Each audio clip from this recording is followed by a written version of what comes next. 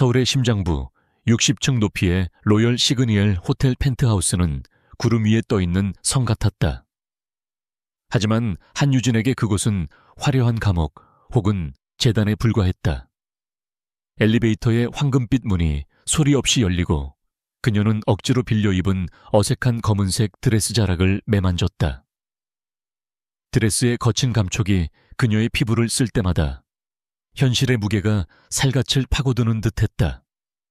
그녀의 손, 한때는 쇼팽과 리스트를 연주하며 수천 명의 영혼을 울렸던 그 섬세한 피아니스트의 손이 지금은 굴욕감으로 미세하게 떨리고 있었다. 이곳에 오기 몇 시간 전 아버지의 처참한 무릎 꿇음을 보았다. 사채업자 박 회장의 거대한 저택, 그곳에서 아버지는 바닥에 머리를 조아리고 있었다. 한 번만, 유진이만, 제발. 그 비굴한 애원 속에는 한때 존경받던 음대 교수의 모습은 온데간데 없었다. 박 회장의 부하들이 그녀의 집, 그녀의 영혼과도 같았던 낡은 그랜드 피아노를 부수겠다고 협박했을 때 유진의 세상도 함께 산산조각 났다. 내 손가락 보험 들었다며? 그거면 이자 정도는 되겠네. 그들의 역겨운 웃음소리가 귓가를 맴돌았다. 펜트하우스의 문이 열렸다. 안에는 짙은 백합 향이 진동했다. 너무 강하고 인위적인 향기였다. 거실 중앙에는 거대한 통유리창이 서울의 야경을 병풍처럼 펼쳐놓고 있었지만 유진의 눈에는 그저 까마득한 절벽으로 보일 뿐이었다. 그리고 그 야경을 등지고 한 남자가 서 있었다.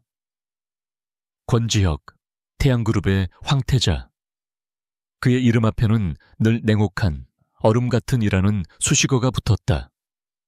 그는 손에 든 서류에서 눈을 떼지 않은 채 차가운 목소리로 물었다. 김 이사, 이게 뭡니까? 박 회장의 신복인 김 이사가 땀을 닦으며 아첨하듯 웃었다. 회장님께서 권 전무님께 드리는 특별한 선물입니다. 한유진 양입니다. 피아노를 좀 칩니다. 그 말에 지혁의 미간이 좁혀졌다. 그는 박 회장과의 지루한 토지 거래를 성사시키기 위해 할아버지의 강요로 이 자리에 나왔다. 그는 이런 전통적인 접대 방식을 경멸했다. 그제야 지혁은 고개를 들어 유진을 보았다. 공포에 질려 있으면서도 그 눈빛 깊은 곳에는 꺼지지 않은 자존심의 불꽃이 일렁이고 있었다. 선물이라기엔 너무나도 날카롭고 위태로운 눈빛이었다. 김 이사가 눈치를 보며 물러나고 육중한 문이 닫히는 소리가 방 안의 공기를 갈랐다. 정적이 흘렀다. 유진은 숨조차 제대로 쉴 수 없었다. 지혁은 들고 있던 서류를 테이블 위에 신경질적으로 던졌다. 그는 넥타이를 조금 풀며 한숨을 내쉬었다. 박 회장이 당신에게 뭘 약속했든 혹은 뭘로 협박했든 관심 없습니다. 난 이런 식의 거래엔 취미 없으니까. 유진은 혼란스러운 눈으로 그를 바라보았다. 하지만 저는 아버지의 빚 때문에 빚. 지혁이 위스키 잔을 들며 되물었다. 유진은 입술을 깨물었다. 여기서 무너지면 모든 것이 끝이었다. 그녀는 떨리는 목소리로 하지만 분명하게 말했다. 아버지가 불법 대출을 박 회장이 제 손을 담보로 잡았습니다. 그녀는 자신의 두 손을 앞으로 내밀었다. 피아니스트의 생명과도 같은 손. 그 손으로 뭘 할 수 있는데. 지혁의 목소리는 여전히 차가웠지만 무언가 미세하게 흔들리고 있었다. 유진은 그의 시선을 피하지 않았다. 오늘 밤 저를 가지시면 됩니다. 그게 조건이었습니다. 그녀의 목소리는 갈라졌지만 눈물은 보이지 않았다. 지혁은 잔을 내려놓았다. 그는 유진을 천천히 뜯어보았다. 공포와 수치심 속에서도 꺾이지 않는 어떤 것. 그는 방구석에 놓인 거대한 스타인웨이, 그랜드 피아노를 턱짓으로 가리켰다. 저거 칠 줄 압니까? 좀 치는 게 아니라 제대로. 유진은 피아노를 바라보았다. 몇 달 만에 보는 진짜 피아노였다. 그녀는 홀린 듯이 피아노로 다가갔다. 건반 위에 손가락을 올리자 마치 잃어버렸던 심장의 일부를 되찾은 듯한 전율이 흘렀다. 그녀는 눈을 감았다. 그리고 연주를 시작했다. 쇼팽의 녹턴 수루번, 일명 유작. 그 선율에는 그녀의 절망, 분노, 그리고 아직 죽지 않은 꿈이 담겨 있었다. 음악은 펜트하우스의 인위적인 백합향을 뚫고 서울의 밤하늘로 퍼져나갔다. 권지혁은 숨을 죽였다. 그의 냉정한 가면 뒤에서 무언가가 깨어나는 소리가 들렸다. 늘 소음으로만 가득 찼던 그의 세상에 이토록 처절하고 아름다운 선율이 파고들었다. 돌아가신 어머니가 가끔 연주하던 곡이었지만 유진의 연주는 달랐다. 그것은 단순한 기교가 아니라 벼랑 끝의 선자의 처절한 외침이었고 동시에 삶에 대한 갈망이었다. 지혁은 자신도 모르게 중얼거렸다. 운명. 그 순간 그는 이 여자가 자신의 삶에 던져진 운명임을 직감했다. 연주가 끝나고 유진의 어깨가 가늘게 떨렸다. 지혁은 박수를 치지 않았다. 대신 낮은 목소리로 말했다. 계속해요. 그날 밤 그들은 육체를 섞는 대신 대화를 나누었다. 유진은 자신의 꿈과 절망을, 지혁은 태양그룹이라는 거대한 왕관의 무게와 공허함을 이야기했다. 두 개의 외로운 영혼이 음악이라는 매개로 잠시나마 서로를 어루만졌다. 지혁은 그녀의 연주에서, 그녀의 꺾이지 않는 눈빛에서 자신이 잃어버렸던 무언가를 발견했다. 동이 트기 시작할 무렵 지혁은 어딘가로 전화를 걸었다. 박 회장과의 토지 계약, 전면 재검토하세요. 다른 루트를 찾습니다. 그는 전화를 끊고 유진을 바라보았다. 박 회장에게는 거래가 성공적으로 끝났다고 전해질 겁니다. 빚은 내가 처리하죠. 그는 수표 한 장과 현금이 든 봉투를 내밀었다. 이건 당신을 위한 겁니다. 박 회장은 쉽게 포기하는 사람이 아니니 멀리 떠나요. 아무도 모르는 곳으로. 유진은 봉투를 바라보았다. 이것이 그녀의 하룻밤의 대가였다. 굴욕적이었지만 이것이 그녀가 선택한 현실이었다. 왜 저를... 지혁은 창밖으로 붉게 물드는 하늘을 보며 말했다. 그 음악이 멈추는 걸 원치 않으니까.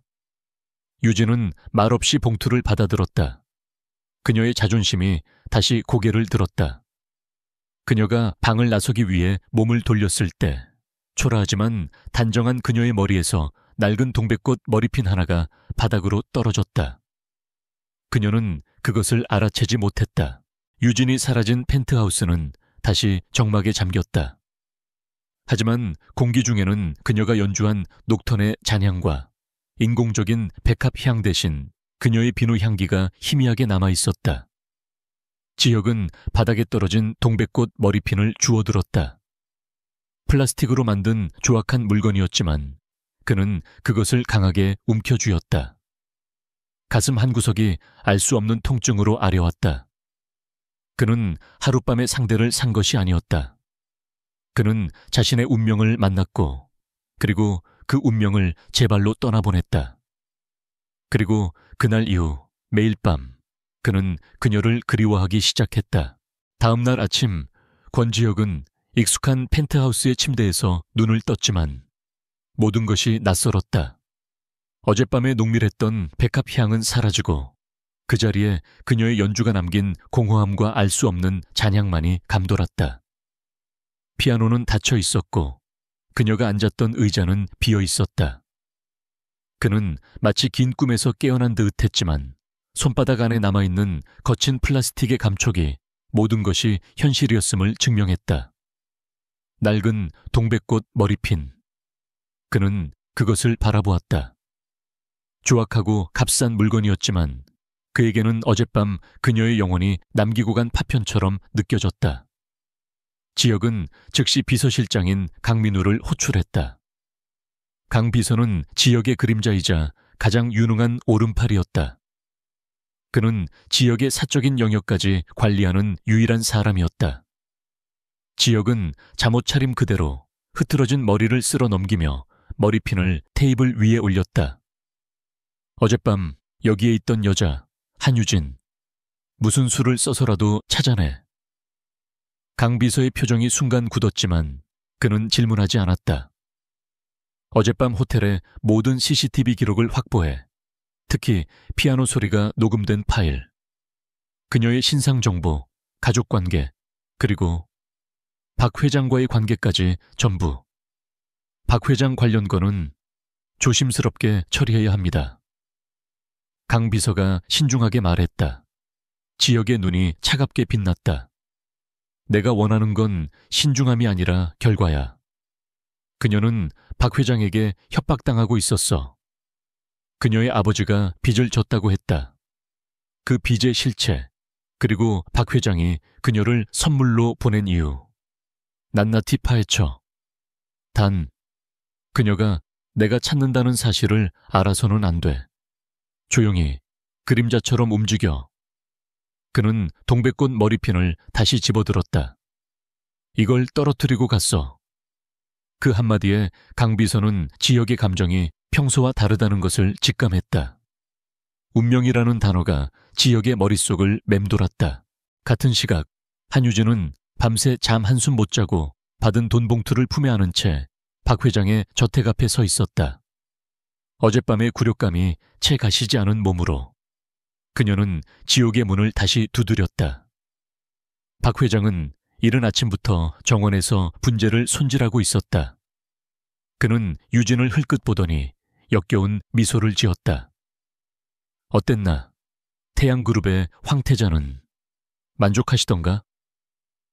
유진은 대답 대신 돈 봉투를 그의 앞 테이블에 던졌다. 현금 다발이 쏟아져 나왔다. 약속한 돈입니다. 이제 저희 아버지 풀어주세요. 박 회장은 분재의 가위를 내려놓고 껄껄 웃었다. 그 웃음소리가 유진의 신경을 날카롭게 긁었다. 아가씨, 세상 물정을 너무 모르는군. 이게 네 아버지 빚의 원금이라고 생각하나? 이건 고작 2달치 이자야. 그리고 그는 서류 한 장을 꺼내 흔들었다. 내 아버지가 음대 입시 비리로 받은 돈의 장부다. 이건 돈으로 해결될 문제가 아니지. 유진의 얼굴이 하얗게 질렸다. 하지만 어젯밤 분명히 권 전무가 널 아주 마음에 들어 하더군. 박 회장이 만족스럽게 고개를 끄덕였다. 덕분에 골치 아픈 토지 계약건이 아주 부드럽게 풀릴 것 같아. 넌 이제부터 아주 유용한 카드가 된 거야, 유진아. 그는 유진의 어깨를 툭툭 치며 말했다. 그러니 얌전히 있어. 네 아버지는 당분간 내 손에 있어야겠어. 네가 딴 마음을 품지 못하게 말이야. 알겠나? 유진은 온몸의 피가 차갑게 식는 것을 느꼈다. 그녀는 벗어난 것이 아니었다. 더 깊은 수렁으로 빠진 것이었다. 권지혁, 그 남자 역시 자신을 하룻밤 유흥거리로만 생각했던 것이다. 유진은 비틀거리며 저택을 빠져나왔다. 배신감과 절망감이 그녀를 덮쳤다. 권지혁의 눈빛, 그가 말했던 음악이 멈추는 걸 원치 않는다는 말. 모든 것이 기만이었다. 그는 그저 박 회장과의 거래를 위해 자신을 이용한 또 다른 포식자에 불과했다. 그녀는 자신의 더러워진 손을 내려다보았다. 이 손으로 다시 피아노를 칠 수 있을까? 모든 것이 끝났다고 생각했다. 그녀는 허름한 자신의 집으로 돌아왔다. 아버지는 아직 돌아오지 않았고 집 안에는 박 회장의 부하들이 남긴 경고의 흔적들, 그리고 부서진 피아노의 잔해가 널브러져 있었다. 그녀는 부서진 피아노 앞에 주저앉았다.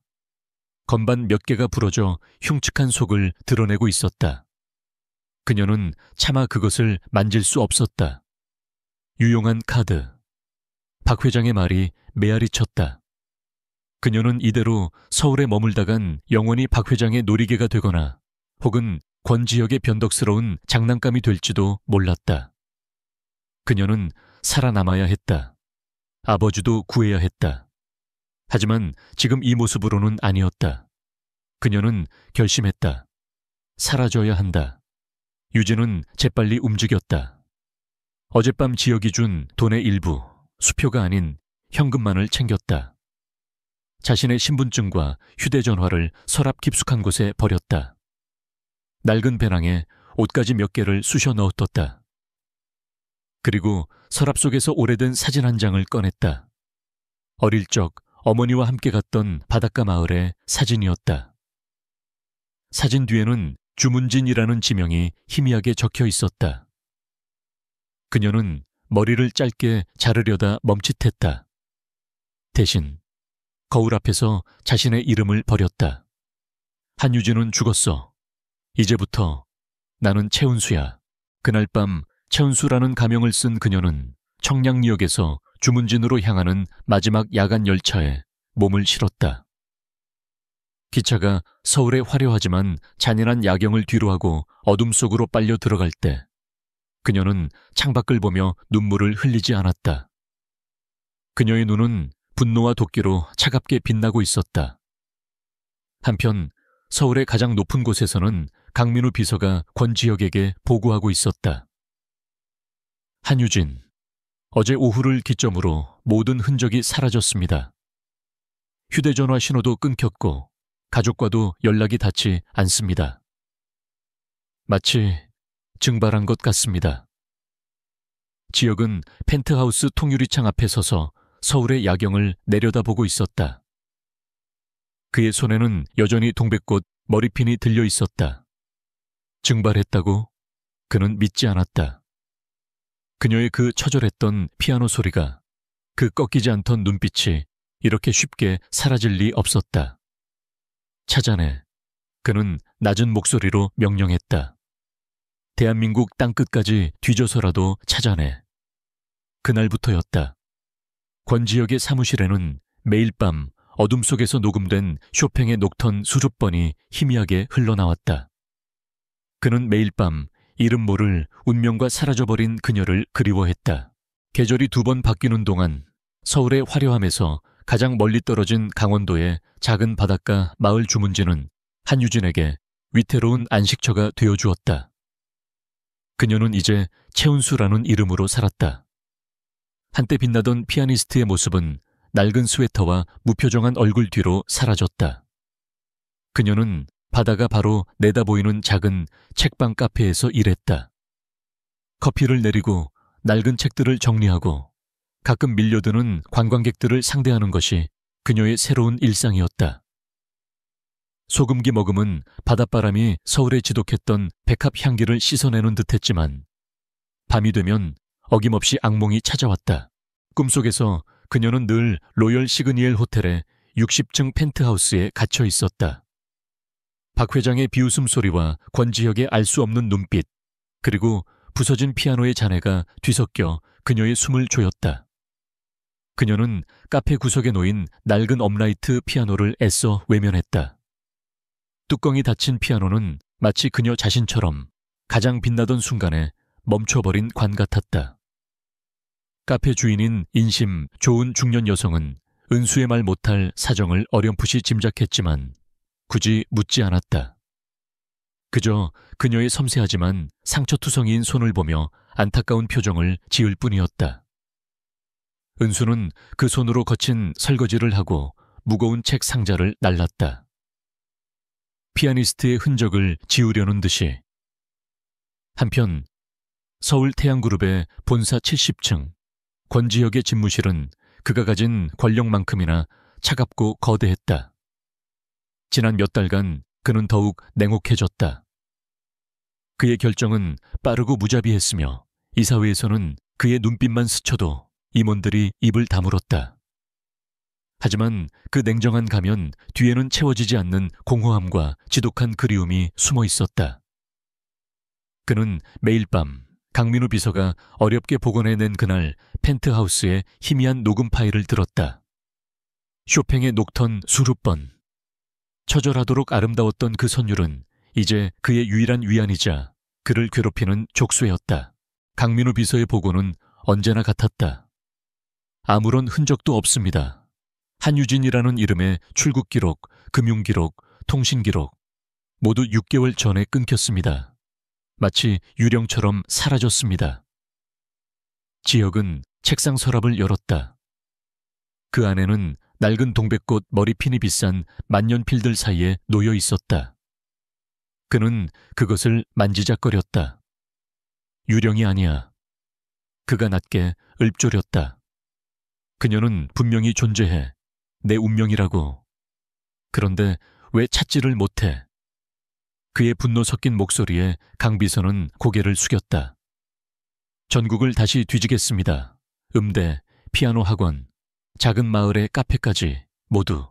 권지혁이 한유진을 찾는 동안 또 다른 그림자가 그녀를 쫓기 시작했다. 박 회장은 태양그룹과의 토지 계약이 권지혁에 의해 사소한 꼬투리를 잡혀 무기한 보류되자 심기가 극도로 불편해졌다. 그는 권지혁이 자신을 의도적으로 압박하고 있음을 깨달았다. 처음에는 그저 젊은 후계자의 오만함이라고 생각했지만 곧 이상한 소문이 그의 귀에 들어왔다. 태양그룹의 권력이 총동원되어 한 여자를 찾고 있다는 것. 그리고 그 여자의 인상착의가 몇 달 전 자신이 선물로 보냈던 한유진과 일치한다는 사실을 알게 되었다. 박 회장의 탐욕스러운 눈이 번뜩였다. 그는 김 이사를 불렀다. 그 피아노 치던 계집애 말이다. 권지혁 그놈이 아직도 그 애한테 미쳐있는 것 같아. 김 이사가 의아한 표정을 지었다. 하룻밤 상대 아니었습니까? 박 회장은 비열하게 웃었다. 하룻밤의 운명을 느꼈나 보지. 멍청한 놈.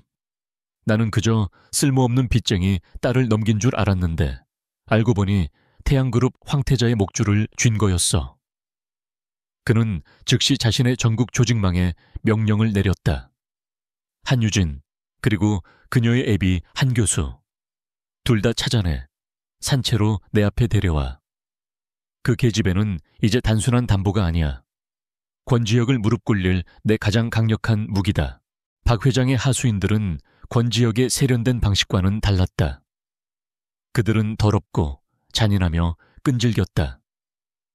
그들은 한유진의 주변 인물들을 협박하고 빚쟁이들을 쥐어짰다. 그리고 마침내 한유진의 아버지가 유일하게 연락을 시도했던 지금은 폐업한 주문진의 작은 여관 주인을 찾아냈다. 몇 달 전에 딸인 것 같은 여자가 와서 며칠 묵었소. 아주 겁에 질린 얼굴로. 그 정보는 즉시 박 회장에게 보고되었다. 그날 저녁 주문진에는 차가운 가을비가 내렸다. 은수는 카페 문을 닫고 낡은 우산을 쓴 채 숙소로 향하고 있었다. 평화롭기만 하던 작은 항구 마을이 그날따라 스산하게 느껴졌다. 골목 모퉁이를 돌 때였다. 익숙한 검은색 대형 세단 한 대가 천천히 그녀의 곁을 스쳐 지나갔다. 그리고 그 차 안에서 그녀의 악몽 속에 등장하던 김 이사의 얼굴을 본 것 같았다. 은수의 심장이 바닥으로 떨어졌다. 그녀는 자신이 착각한 것이라고, 너무 지쳐서 헛것을 본 것이라고 스스로를 다그쳤다. 하지만 그녀의 온몸이 경고하고 있었다. 지옥의 그림자가 그녀가 애써 만든 위태로운 안식처의 문 앞까지 다가왔음을. 그녀는 빗속을 미친 듯이 달리기 시작했다. 태양그룹의 차기 핵심 사업은 예술과 자연의 결합이라는 테마의 에테르노 오션 리조트 건설이었다. 수많은 후보지 검토 끝에 권지혁은 이상하리만치 강원도의 한적한 해안 지역을 고집했다. 서류상으로는 최적의 자연 환경과 교통 접근성을 내세웠지만 그의 무의식은 그곳이 어쩐지 그녀가 있을 법한 서울의 때가 묻지 않은 마지막 장소라고 속삭이고 있었다. 최종 부지 시찰을 위해 지혁은 헬기를 타고 직접 주문진 인근 해안으로 향했다. 완벽하게 맑았던 하늘은 그가 땅을 밟자마자 마치 정해진 연극의 무대 장치처럼 순식간에 어두워졌다. 전무님, 갑작스러운 기상 악화입니다. 폭우가 쏟아질 것 같습니다. 강민우 비서가 타블렛 PC에서 눈을 떼며 말했다. 지혁이 미간을 찌푸린 순간 장대비가 세상을 회색으로 물들이기 시작했다. 거센 바닷바람과 함께 쏟아지는 비는 그들의 최고급 정장을 순식간에 적셨다. 젠장, 가장 가까운 곳으로 피해. 지역이 낮게 욕설을 뱉었다. 수행원들이 우산을 펼쳤지만 역부족이었다. 그들의 눈에 들어온 유일한 불빛은 해안가 도로 구석에 초라하게 자리 잡은 바다를 본 책방이라는 작은 간판이었다. 일행은 낡은 나무문을 밀고 카페 안으로 뛰어들었다. 퀴퀴한 책 냄새와 간 내린 커피 향이 뒤섞여 묘한 안정감을 주었다. 지역은 값비싼 재킷에서 빗물을 털어내며 불쾌한 기색을 감추지 않았다. 강비서가 주인에게 양해를 구하려던 찰나 지역의 발걸음이 우뚝 멈췄다. 카페 가장 안쪽 창가 구석에서 희미하지만 분명한 피아노 소리가 들려오고 있었다. 조율이 되지 않아 몇몇 음은 퉁명스러웠지만 그 선율은 지역의 심장을 그대로 꿰뚫었다. 쇼팽의 녹턴 수십 번. 지난 6개월간 매일 밤 그의 귓가를 맴돌던, 그의 영혼을 사로잡았던 바로 그 곡이었다. 그의 시선이 소리가 나는 곳으로 향했다. 낡은 업라이트 피아노 앞에 한 여자가 앉아 있었다. 단정하게 묶었지만 몇 가닥 흘러내린 머리, 낡은 회색 스웨터를 입은 마른 등. 여자는 창밖의 폭풍우를 바라보며 건반을 누르고 있었다. 그녀의 연주는 완벽하지 않았다. 망설이고 때로는 틀렸으며 깊은 슬픔에 잠겨 있었다. 그녀는 울고 있었다. 가늘게 떨리는 어깨가 그녀의 슬픔을 대변했다. 지역은 자신도 모르게 그쪽으로 발걸음을 옮겼다. 강 비서가 무언가 말하려 했지만 지역의 눈빛을 보고 입을 다물었다. 지역은 그녀의 등 뒤에 섰다. 빗소리와 피아노 소리에 묻혀 그녀는 인기척을 느끼지 못했다. 그는 떨리는 숨을 내쉬었다. 제발, 그가 찾던 사람이기를, 아니, 찾던 사람이 아니기를, 이렇게 초라하고 슬픈 모습이 아니기를. 그는 낮은 목소리로 자신도 확신할 수 없는 이름을 불렀다. 한유진 씨? 피아노 소리가 날카로운 불협화음을 내며 멎었다. 여자의 어깨가 돌처럼 굳었다. 시간이 영원처럼 느리게 흘렀다. 여자가 천천히 고개를 돌렸다. 빗물에 젖은 지역의 모습이 그녀의 동공에 비쳤다. 채운수로 살아가던 한유진. 그녀의 얼굴은 하얗게 질려 있었다. 공포, 불신, 그리고 체념이 뒤섞인 눈. 6개월 전 호텔 펜트하우스에서 보았던, 굴욕 속에서도 빛나던 그 눈빛이었다. 더 야위고 더 깊어졌지만 틀림없는 그녀였다. 권지혁의 심장이 거세게 뛰기 시작했다. 찾았다. 정말로 찾아냈다. 유진의 첫 반응은 도망이었다. 그녀는 의자에서 벌떡 일어나 지역을 밀치고 카페 문을 향해 뛰었다. 악몽이 현실이 된 순간이었다. 박 회장의 그림자인 줄 알았는데 더 지독한 운명의 장본인이었다. 그녀는 이 남자를 다시 만나고 싶지 않았다. 그녀의 가장 치욕스러운 밤을 목격한 남자. 그녀를 카드로 이용했을지도 모르는 남자. 하지만 그녀가 문고리를 잡기 직전 지역이 더 빨랐다. 그가 그녀의 팔목을 거칠게 낚아챘다. 가지마! 유진은 비명을 질렀다. 이거 놔요. 당신이 여길 어떻게... 그녀가 발버둥 쳤지만 지역의 손은 쇠사슬처럼 그녀를 붙들었다. 그의 냉정함은 온데간데 없었다. 폭풍우 속에서 길을 잃은 아이처럼 절박한 눈이었다. 그는 비에 젖은 재킷 안주머니에서 무언가를 꺼냈다. 그의 손이 격렬하게 떨리고 있었다. 낡고 빛바랜 동백꽃 머리핀. 이거 당신 거잖아. 유진의 눈이 머리핀에 고정되었다. 그날 밤 그녀가 잃어버린 마지막 자존심의 조각이었다. 지역은 그녀를 놓칠세라 더욱 힘주어 잡았다. 그의 목소리는 빗소리에 묻힐 만큼 낮았지만 유진의 귓께는 천둥처럼 울렸다. 얼마나 널 찾았는지 알아? 그는 숨을 몰아쉬었다. 드디어 찾았어. 그 한마디에는 지난 6개월간의 지독한 그리움, 분노, 그리고 알 수 없는 안도감이 모두 담겨 있었다. 두 사람은 카페 입구에 엉킨 채 서 있었다. 창밖에서는 비바람이 울부짖었고 카페 안에는 낡은 책들과 쓰러진 의자, 그리고 멈춰버린 운명의 선율만이 남아 있었다. 폭우가 쏟아지는 카페 안, 시간은 얼어붙었다. 지역의 수행원들과 강민우 비서, 그리고 놀란 카페 주인까지 모두가 숨을 죽인 채 문 앞에 엉킨 두 남녀를 바라보았다. 한유진의 시선은 지역의 손바닥 위에 놓인 낡은 동백꽃 머리핀에 고정되었다. 그 붉은 플라스틱 조각은 그녀가 6개월간 애써 묻어두려 했던 한유진이라는 이름과 그날 밤의 모든 치욕을 현재로 끌고 온 저주받은 징표였다. 그녀가 최은수라는 이름 뒤에 숨겨왔던 모든 방어막이 그 작은 물건 앞에서 산산조각 났다. 왜? 유진의 목소리가 갈라져 나왔다. 왜 도망쳤냐고? 왜 그렇게 사라졌냐고? 지역이 그녀를 다그쳤다. 그의 목소리에는 분노가 아닌 버려진 아이와도 같은 절박함이 묻어 있었다. 그는 지금 태양그룹의 냉철한 전무가 아니었다. 매일 밤 존재하지 않는 피아노 소리를 들으며 유령을 그리워했던 한 남자일 뿐이었다. 그는 그녀의 어깨를 붙잡고 흔들었다. 내가 널 어떻게 찾았는데? 말해, 왜 도망친 거야? 그의 절박한 외침은 유진의 마지막 이성을 끊어버렸다. 그녀가 쌓아 올린 둑이 무너졌다. 조용한 눈물이 아니었다. 가슴을 쥐어뜯는 듯한 거친 통곡이 터져 나왔다. 놓으세요. 그녀는 그의 가슴을 밀어내며 소리쳤다. 당신이 나한테 뭘 원하는데? 그날 밤으로 부족했어요? 나 같은 거 이제 상관없잖아. 그녀의 절규에 지역은 할 말을 잃었다.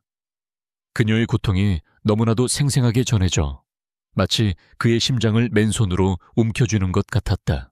지역은 이곳이 그들의 이야기를 나눌 장소가 아님을 깨달았다.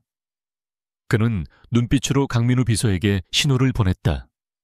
강 비서는 즉시 상황을 수습했다. 놀란 카페 주인에게 정중히 사과하며 두둑한 현금 봉투를 내밀었고 수행원들에게는 밖에서 대기하라고 지시했다.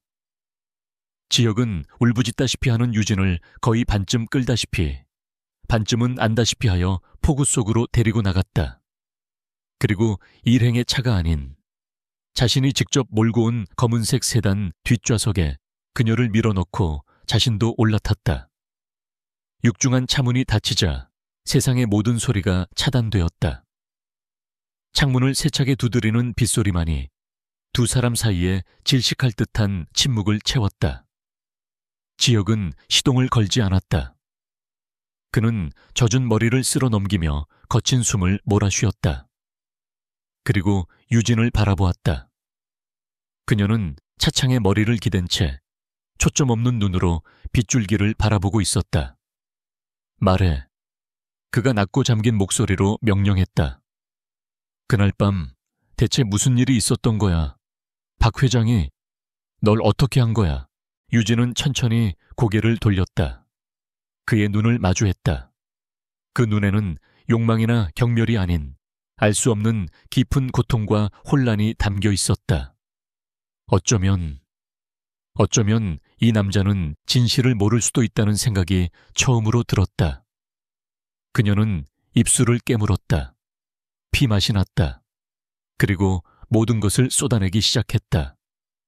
아버지의 어리석은 욕심, 음대 입시 비리, 눈덩이처럼 불어난 사체, 그리고 박 회장의 협박.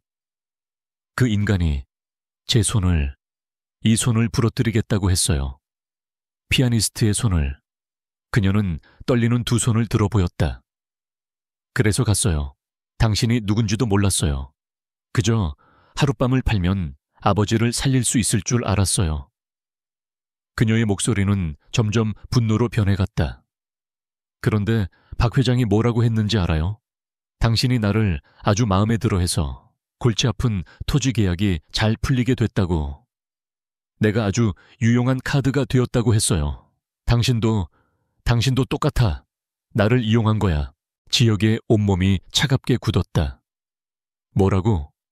박 회장이 나하고의 계약 때문에 그는 그제야 모든 조각을 맞췄다. 그날 밤 그가 느꼈던 운명은 박 회장이 설계한 더러운 함정의 일부였다. 그는 유진을 만난 직후 그 토지 계약에서 석연치 않은 점을 발견하고 다음 날 아침 즉시 계약을 전면 보류시켰었다. 그것이 박 회장의 심기를 건드린 것이었다. 하지만 그는 박 회장이 유진을 그런 식으로 이용했다는 것까지는 미처 몰랐다. 유진아, 그가 스티어링 휠을 강하게 움켜쥐었다. 난 그 토지 계약 다음 날 바로 취소했어. 박 회장, 그 이후로 단 한 번도 만난 적 없어. 유진의 눈이 충격으로 크게 뜨였다. 취소했다고? 그래. 난 내게 돈을 주면서 멀리 떠나라고 했어. 그 돈이면 박 회장의 소나기에서 잠시라도 벗어날 수 있을 거라고 생각했다. 그자가 널 나를 협박할 카드로 썼을 줄은. 지역의 목소리가 분노로 떨렸다. 그가 느꼈던 운명이라는 감정이 이제는 참을 수 없는 경노와 뒤섞였다. 그가 그녀를 그리워하는 동안 그녀는 자신을 원망하며 지옥 속을 헤매고 다녔던 것이다. 그럼 왜 나를 찾았어요? 유진이 떨리는 목소리로 물었다. 그녀의 증오가 설 자리를 잃고 방황했다. 지역은 그녀를 깊숙이 바라보았다. 빗물이 두 사람 사이의 공기를 흐릿하게 만들었다. 그날 밤, 그건 거래가 아니었어. 적어도 내겐. 그가 그날 밤 중얼거렸던 단어를 다시 입에 올렸다. 운명이었어. 하지만 이제 그 운명은 지독한 분노와 뒤섞여 버렸군. 그는 주머니에서 동백꽃 머리핀을 꺼내 그녀의 손에 쥐어주었다.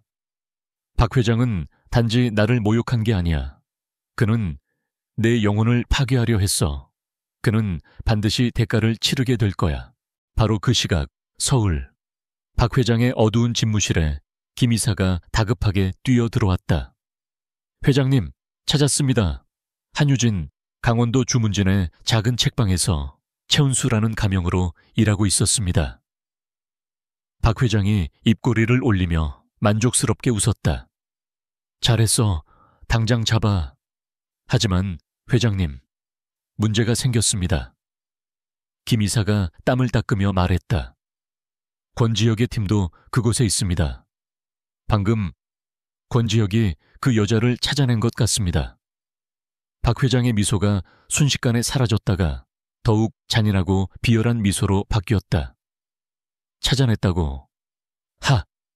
더 잘 됐군. 이건 이제 협상 카드가 아니야.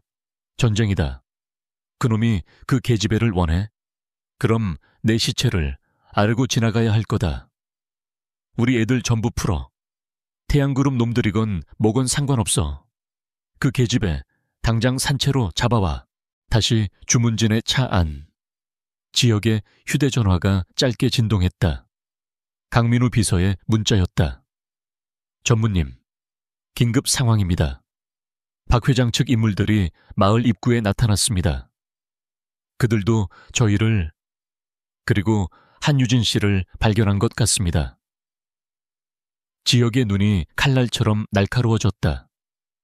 그는 방금 모든 것을 고백하고 탈진한 듯한 유진을 바라보았다. 짧았던 안도감은 다시 끔찍한 공포로 변해 있었다. 두 사람의 운명은 이제 막 다시 얽히기 시작했는데 지옥의 사냥개들이 벌써 냄새를 맡은 것이다. 지역이 엔진 시동을 걸었다. 그의 목소리는 죽음처럼 차갑고 단호했다. 꽉 잡아. 지금부터 서울로 간다. 칠흑 같은 어둠이 내린 강원도의 해안도로는 빗줄기 속에서 검은 리본처럼 구불거렸다. 권지혁의 세단은 포효하듯 젖은 노면을 가르며 달렸다. 사이드미러로 뒤쫓아오는 검은색 SUV 두 대의 헤드라이트가 맹렬하게 빛났다. 그들은 박 회장의 사냥개들이었다. 한유진은 안전벨트를 움켜쥔 채 자신의 심장 소리가 엔진 소리보다 더 크다고 생각했다. 저들, 지혁은 한 손으로 운전대를 잡은 채 다른 한 손으로는 어딘가에 전화를 걸었다. 강비서, 7번 국도, 추격당하고 있다. 플랜 B로 간다. 그는 전화를 끊고 유진을 보았다. 그녀는 공포에 질려 있었지만 비명을 지르지는 않았다. 꽉 잡아. 그가 짧게 말하고는 운전대를 급격히 꺾었다. 차는 미끄러지듯 좁은 비포장 도로로 진입했다. 태양그룹이 리조트 부지 시찰을 위해 비밀리에 닦아놓은 지도에도 없는 길이었다. 뒤따르던 SUV들이 잠시 주춤하는 사이 지역의 차는 어둠 속으로 완전히 사라졌다. 몇 시간의 숨막히는 침묵 속의 질주 끝에 그들은 동이틀 무렵 서울의 스카이라인 아래 도착했다. 그들의 목적지는 6개월 전 모든 일이 시작되었던 곳, 로열 시그니엘 호텔 펜트하우스였다. 황금빛 엘리베이터 문이 다시 열렸을 때 유진은 숨을 멈췄다. 6개월 전 그녀는 재물처럼 이곳에 끌려왔다. 하지만 지금 그녀는 권지혁의 보호 아래 그의 요새로 피신 온 것이었다. 공기 중에는 더 이상 역겨운 백합향이 나지 않았다. 대신 은은한 원두커피 향과 지역의 서늘한 채취가 섞여 있었다. 닫힌 피아노 뚜껑이 그녀를 맞이했다. 지역은 젖은 재킷을 벗어 던지며 강민우 비서에게 명령을 내리기 시작했다. 여기 보안 등급 최고로 올려. 내 허락 없이는 개미 새끼 한 마리도 들여보내지 마. 그리고 그의 눈이 얼음장처럼 차가워졌다. 전쟁 시작이야. 그날부터 펜트하우스는 태양그룹의 비공식적인 전쟁 지휘 본부가 되었다. 권지혁은 거인의 방역을 시작했다. 그는 더 이상 한유진을 그리워하던 감상적인 남자가 아니었다. 자신의 것을 지키기 위해 모든 것을 파괴할 준비가 된 포식자였다. 박 회장의 모든 자금줄을 찾아내 놈이 운영하는 프라임 캐피털, 모든 불법 대출 내역, 자금 세탁 증거, 정관계 로비 장부까지. 지난 6개월간 내가 한유진을 찾으며 모았던 그 인간의 비리 자료들 전부 검찰에 넘겨. 그의 목소리는 조용했지만 그 안에 담긴 분노는 펜트하우스를 흔들었다. 태양그룹의 막강한 법무팀과 정보팀이 움직이기 시작했다.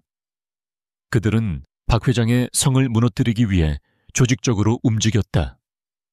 박 회장이 수십 년간 쌓아 올린 불법의 제국은 권지혁이라는 거대한 힘 앞에서 모래성처럼 허물어지기 시작했다. 박 회장의 협력사들이 등을 돌렸고 그의 비밀 계좌들이 동결되었으며 그가 매수했던 정치인들이 그를 외면했다. 박 회장의 사무실은 압수수색을 당했고 그의 부하들은 줄줄이 체포되었다. 권지혁은 박 회장의 숨통을 서서히 그리고 확실하게 조였다. 궁지에 몰린 쥐는 고양이를 무는 법이다. 박 회장은 자신의 모든 것이 무너지는 것을 보며 이성을 잃었다. 그는 마지막 남은 부하 김 이사를 불렀다. 권지혁, 그 어린 놈이 감히 나를. 그는 개인 금고에서 작은 USB 하나를 꺼내 들었다. 내가 이럴 줄 알고 보험을 들어놨지. 그놈이 그 피아노 치는 계집애를 끔찍이 아낀다지. 김 이사가 침을 삼켰다. 설마 그날 밤 영상 말입니까? 하지만 전무님께서 호텔의 모든 원본을 파기하셨. 박 회장이 비열하게 웃었다. 원본? 호텔 서버 따위가 원본이라고 생각했나? 내 손에 있는 이게 진짜 원본이다. 김 이사, 이걸 권지혁에게 보내. 그리고 언론사 몇 군데에도 맛보기로 흘려. 펜트하우스 서재. 권지혁은 강민우 비서의 보고를 받던 중 개인 메일로 들어온 파일을 확인했다. 그의 얼굴이 하얗게 굳었다. 1분 남짓한 짧은 영상이었다. 6개월 전 그날 밤 펜트하우스 침실 문 앞에서 겁에 질린 채 서 있던 한유진의 모습. 그리고 그런 그녀를 안으로 이끄는 자신의 뒷모습. 악의적으로 편집된 영상은 마치 두 사람 사이에 추악한 거래가 있었던 것처럼 보이게 만들었다. 그들이 그 밤에 대화와 음악만을 나누었다는 진실은 중요하지 않았다. 태양그룹 황태자, 빚에 쪼들린 음대생을 사다라는 헤드라인이 눈앞에 그려졌다. 그때 유진이 서재 문을 열고 들어왔다. 그녀는 며칠간의 긴장 속에서도 조금씩 안정을 되찾아가고 있었다. 하지만 지혁의 굳은 표정을 보고 그녀는 직감했다.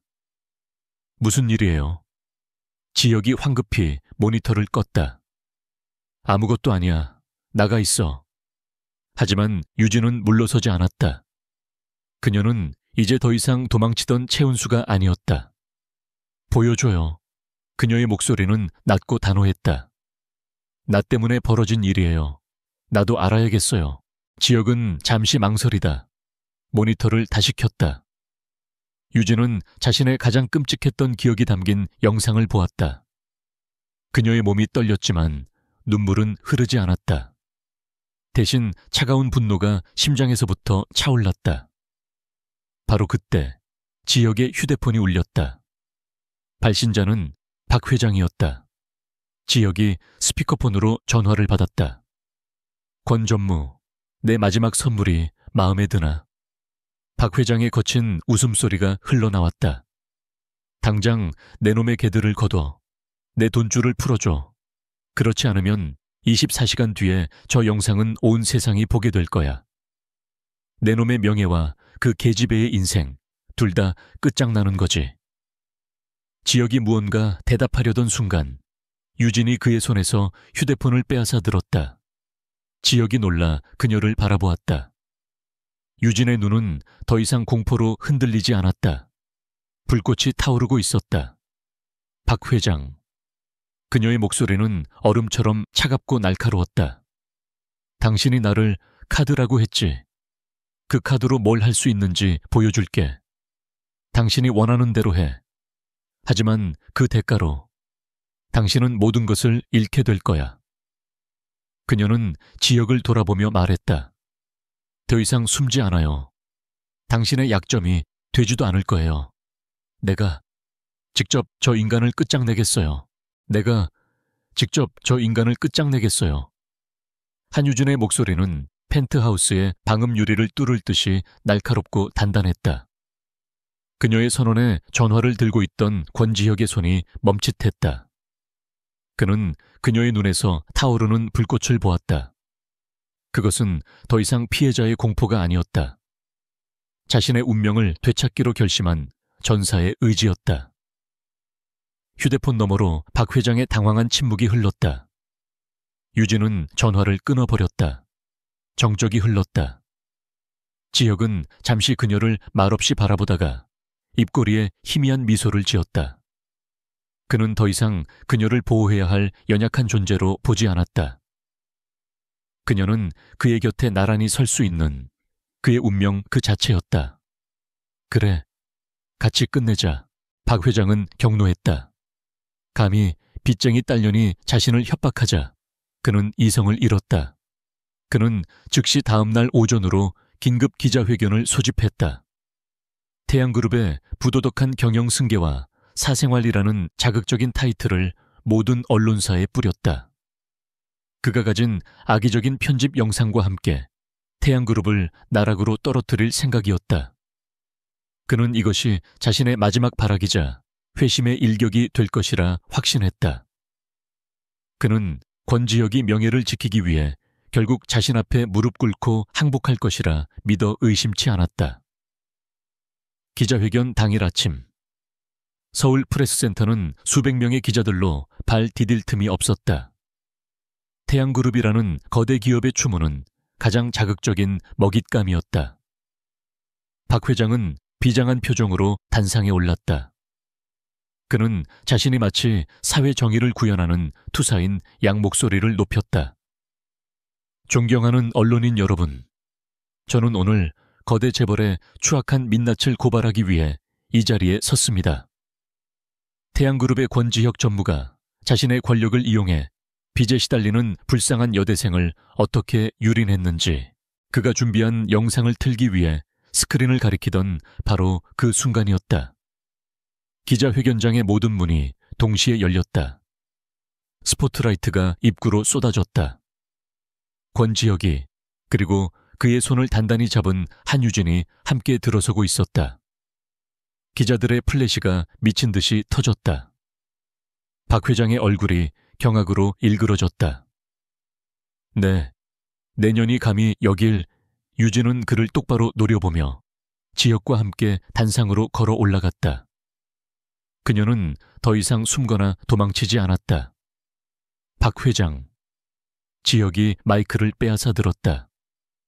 그의 목소리는 얼음장처럼 차가웠다. 당신이 말하는 추악한 민낯이 바로 이겁니까? 지혁이 손짓하자 박 회장이 준비했던 스크린이 아닌 기자회견장의 거대한 메인 스크린이 켜졌다. 그곳에 재생된 것은 펜트하우스의 영상이 아니었다. 그것은 박 회장의 비밀 금고에서 나온 로비 장부, 불법 대출 계약서들, 그리고 한유진의 아버지가 눈물로 고백하는 영상이었다. 박 회장이 제 딸의 손을 담보로 저를 협박했습니다. 스크린에는 박 회장이 김 이사에게 지시하는 음성 녹음 파일이 이어졌다. 그 계집애 권지혁한테 선물로 보내.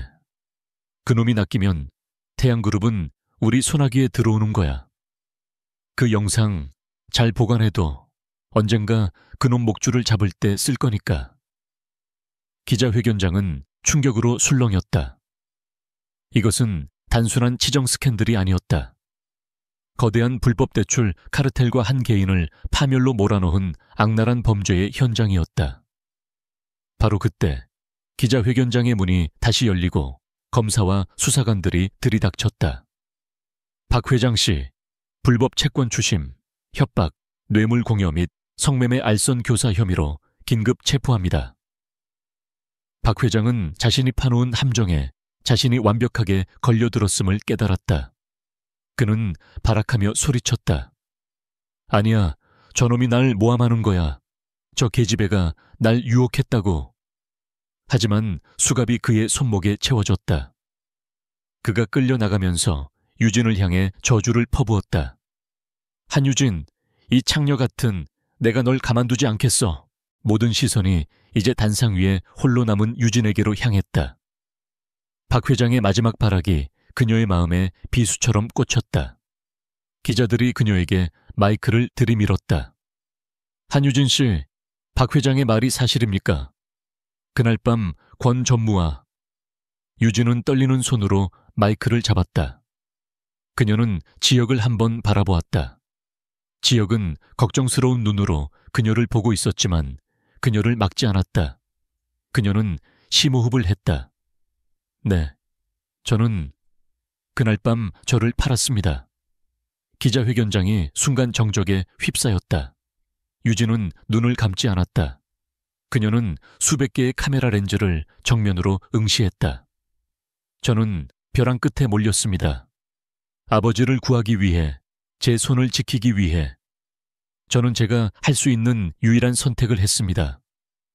그리고 저는 그날 밤에 저를 부끄러워하지 않습니다.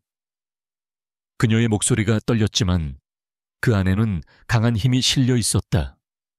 저를 부끄럽게 만든 것은, 저를 그렇게 만든 것은 저기 끌려나가는 박 회장과 같은 사람들입니다. 하지만 그녀는 목소리를 높였다.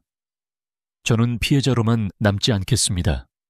그날 밤 권지혁 전무는 저를 사지 않았습니다. 그는 제 연주를 들었습니다. 그녀의 눈에 눈물이 고였지만 흐르지 않았다. 저는 한유진입니다. 그리고 다시 피아노를 칠 겁니다. 그녀의 선언에 기자회견장에서는 잠시의 침묵 끝에 박수 소리가 터져 나오기 시작했다. 그것은 동정이 아닌 한 인간의 용기에 대한 경의였다. 지혁은 단상으로 올라가 조용히 그녀의 손을 잡았다. 그는 아무 말도 하지 않았지만 그 손의 온기가 모든 것을 말해주고 있었다. 몇 주가 흘렀다. 세상은 빠르게 일상을 되찾았다. 박 회장의 제국은 완전히 해체되었고 그는 법의 엄중한 심판을 받게 되었다. 한유진의 아버지 역시 자신의 죗값을 치르게 되었지만 딸의 용기 있는 증언과 박 회장의 범죄 사실을 입증하는 데 협력한 점이 참작되었다. 한유진은 그 모든 폭풍의 중심에서 벗어나 조용한 시간을 보냈다. 권지혁은 태양그룹의 후계자로서 모든 것을 제자리로 돌려놓느라 바빴지만 그의 마음은 늘 그녀를 향해 있었다. 어느 날 저녁, 지혁이 유진을 찾아왔다. 그는 그녀를 차에 태우고 익숙한 곳으로 향했다. 서울 아트센터의 가장 큰 콘서트홀이었다. 텅 빈 객석을 지나 두 사람은 무대 중앙으로 걸어갔다. 무대 위에는 익숙한 스타인웨이 그랜드 피아노 한 대가 조명을 받고 있었다. 이건 유진이 숨을 멈췄다. 그녀의 집에서 박 회장의 부하들이 부쉈던 그녀의 영혼과도 같았던 바로 그 피아노였다. 찾아냈어. 지혁이 말했다. 최고의 장인들을 시켜서 완벽하게 복원했어. 유진은 떨리는 손으로 건반을 쓸어보았다. 차갑지만 익숙한 감촉. 그녀가 눈물을 글썽이며 지혁을 돌아보았을 때 그가 손을 내밀었다. 그의 손바닥 위에는 6개월 전 그날 밤 그가 주었던 낡은 동백꽃 머리핀이 놓여 있었다. 그날 밤 지혁이 낮은 목소리로 말했다. 나는 그 순간 운명을 느꼈어. 그리고 매일 밤 너를 그리워했다. 하지만 이제는 알아. 운명은 그냥 느끼는 게 아니라 지켜내는 거라는 걸. 그는 머리핀을 들어 그녀의 머리에 조심스럽게 꽂아주었다. 이건 그날 밤의 기억이 아니야. 이건 우리의 미래에 대한 약속이야. 유진은 눈을 감았다. 그녀는 피아노 의자에 앉았다. 그리고 천천히 손가락을 건반 위에 올렸다. 더 이상 쇼팽의 절망적인 녹턴이 아니었다. 그녀의 손끝에서 흘러나오기 시작한 것은 리스트의 사랑의 꿈이었다. 따뜻하고 희망차며 모든 상처를 치유하는 듯한 선율이었다. 권지혁은 그녀의 곁에 섰다. 그녀의 하룻밤을 샀던 남자가 아니라 그녀의 운명을 함께할 단 한 사람으로서. 음악이 텅 빈 콘서트홀을 가득 채우고 서울의 밤하늘을 향해 울려 퍼졌다. 가장 길었던 밤이 지나고 두 사람의 삶에 비로소 진정한 아침이 밝아오고 있었다.